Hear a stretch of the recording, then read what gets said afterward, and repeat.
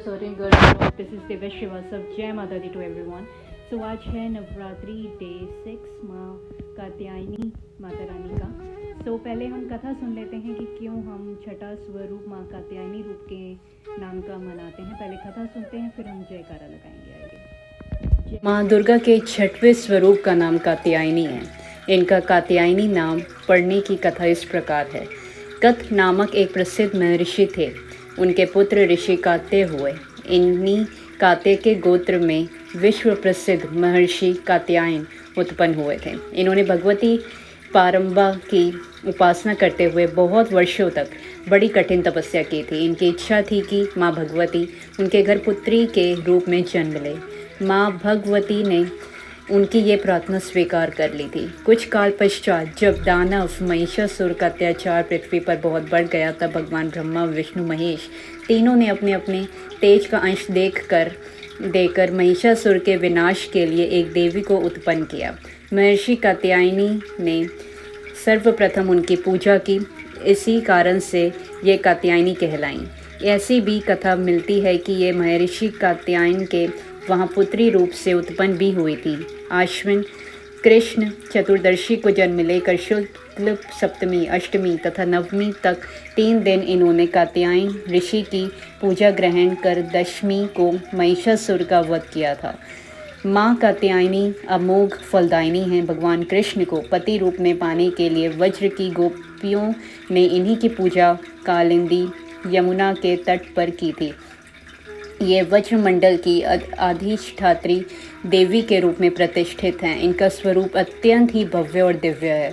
इनका वर्णन स्वर्ण के समान चमकीला और भास्वर है।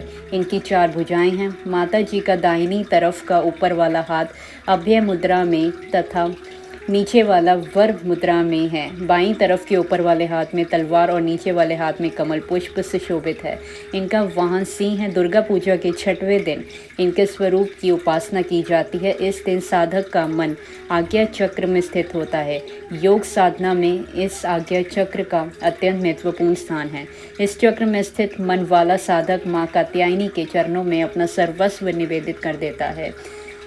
परिपूर्ण आत्मा दान करने वाले ऐसे भक्तों सहज भाव से माँ कात्यायनी के दर्शन प्राप्त हो जाते हैं। माँ कात्यायनी की भक्ति और उपासना द्वारा मनुष्य को बड़ी सरलता से अर्थ, धर्म, काम, मोक्ष 4 फलों की प्राप्ति हो जाती है। वह इस लोक में स्थित रहकर भी अलौकिक तेज और प्रभाव से युक्त हो जाता है।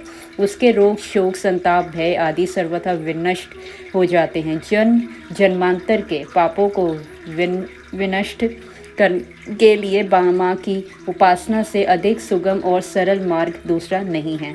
इनका उपासक निरंतर इनके सानिध्य में रहकर परम पद की अधिकारी बन जाता है। अतः हमें सर्वतोभावेन माँ के शरणागत होकर उनकी पूजा उपासना के लिए तत्पर होना चाहिए। जयकारा शेरा वाली दा बोल, सच्चे दरबार की जय। जय माता दी। सो ये थी माँ कात्यायनी माता रानी की कहानी, कथा, उनकी स्टोरी। सो बस यही था। उनके नाम लेते जाइए, आगे बढ़ते जाइए लाइफ में और डरे नहीं।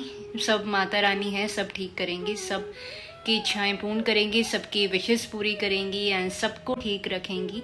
सो एक बार जयकारा लगा दीजिए माता रानी के नाम का इस पैंडमिक सिचुएशन में भी। सो जयकारा शेरा वाली दा बोल, सच्चे दरबार की जय। मेरी सच्चियाँ जोता वाली माता तेरी सदा ही जय। जिनके अपने हॉस्पिटल्स में हैं उनके लिए भी दुआ करें और जिनके आप अपने साथ हैं उनके लिए भी दुआ करें। सो सबके लिए दुआ करें।